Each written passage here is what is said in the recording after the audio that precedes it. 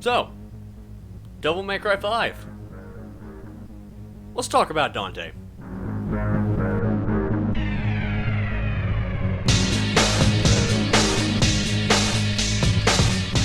So what is very interesting to me is, chronologically, the order of the games go 3, 1, 4, 2.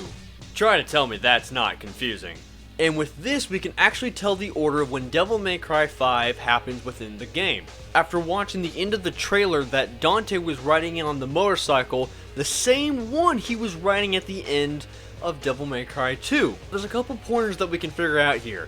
After seeing the ending cutscene of Devil May Cry 2, we see Lucia sitting in the Devil May Cry shop waiting for Dante to come back, and then you hear the sound of a motorcycle outside where she proceeds to run to.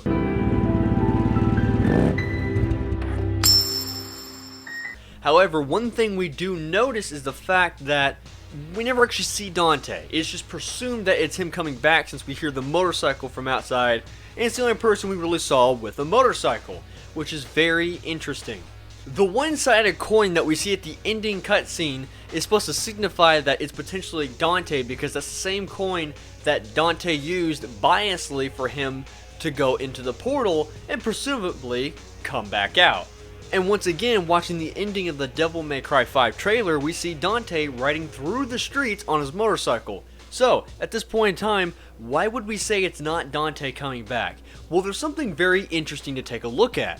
If we take a look at the wiki, we notice that DMC2 has a very interesting reference in its story towards the end. It says, in the aftermath of the battle, which is referring to the battle between Dante versus Argisax, Matter insists to Lucia that Sparta returned from a similar trip, which is also very interesting, considering the fact that we see a very peculiar monster that pops up in the beginning of the Devil May Cry 5 trailer. We're not sure who this guy is. We're guessing it's not Mundus at this point in time, so who else could it be? It's potentially Sparta. Now, it's assumed that Sparta's dead, and that he's the good guy because he's the father of Dante. However, he seems to be the only one they talk about coming back from a similar trip.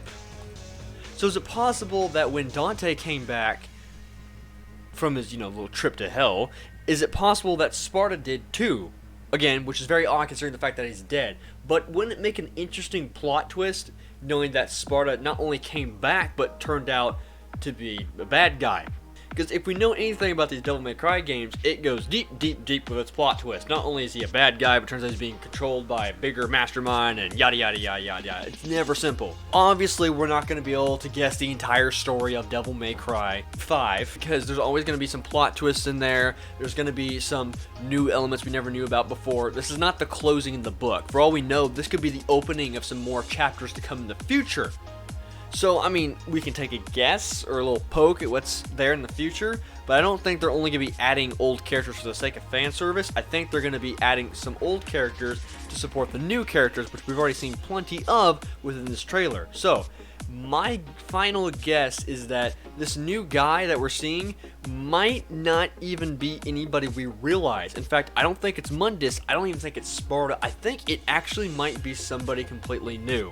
I think the idea of it was to drive up discussion for people to guess that it's either Mundus or Sparta, but at the end of the day, it's potentially somebody we might not even know.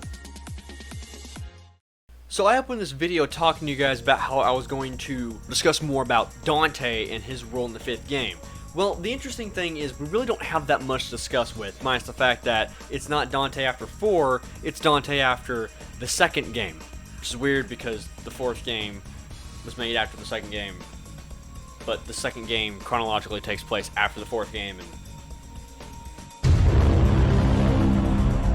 we see Dante toying around with Nero and being super powerful in the 4th game, and then if you take that information and replay the 2nd game, it kind of shows you and gives you reference just how powerful Dante had to have been just to do the events in Devil May Cry 2. So it makes you wonder what's going to happen in Devil May Cry 5. A lot of people are worried about Dante not being very playable within the 5th game.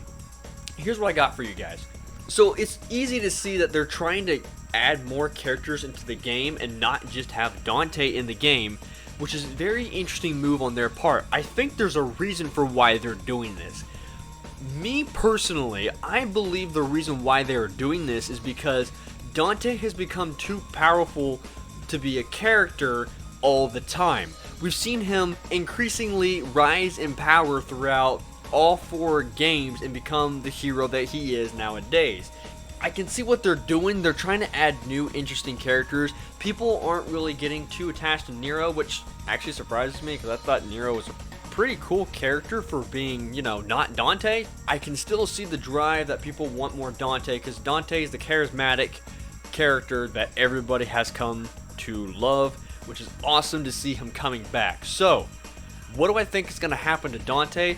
I believe that yes, the game will be split half in half, where half the game will play as Dante and half the game will play as Nero. However, I don't think it's going to be the exact same as Devil May Cry 4. Instead of playing it as Nero halfway and then playing the other half in literally reverse as Dante, I think it's actually going to be 2 separate things going on at once. It's possible they'll take a Halo 2 approach where you play a couple of missions as Nero and then you play a couple of missions as Dante and then a couple more as Nero, a couple more as Dante, and go back and forth, because they're obviously trying to establish more of the lore and they're able to easily show off more story with 2 different characters. I mean, the budget's probably way bigger on this game than the previous games, so I mean we've seen it with the motion cap, we've seen it with the graphics. The scale and ambition of this game is ginormous. It is huge. I feel like this game is going to have less recycled content from Devil May Cry 4 because they've probably heard that numerous times, and seeing the hype from the director talk with all the expectations, he is smashing expectations, saying this is by far going to be the most ambitious and by far best game to exceed and crush all of your expectations. こっち見ようかな。みんなが期待してる以上のゲームになってると自信を持って言えます。ぜひ期待してください。He's pulling the cocky card on us, which quite frankly gives me confidence that this game is probably not going to have that much recycled content, if any at all. It's going to have a lot more Dante than we're expecting. Maybe they're trying to show off Nero and then the game actually has more Dante in it than we come to expect. I don't know. Maybe this entire time it's just be me nitpicking, but either way, it's really interesting to talk about. And speaking of talk about, I want to hear what you guys think in the comment section below. Be sure to let me know any and everything in this video that happened. Let's talk about Dante. What do you guys think about Dante? What do you guys think about the storyline of the Indian Devil May Cry 2? And what do you think about that Devil May Cry 5 trailer? I want to hear all your guys' thoughts and opinions down in the comment section below. Whether you love me or you hate me, you have bad opinions, good opinions. Well, they're all good opinions, but whether you dislike what I say or you're okay with what I say, you know, let me know in the comment section below. I want to hear what you guys have to say. Thank you all very much for watching. Be sure to hit that like button because it goes a far ways for me and helps me out.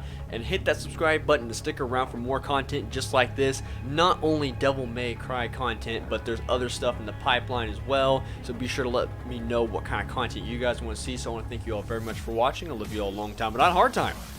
And I'll see you next time.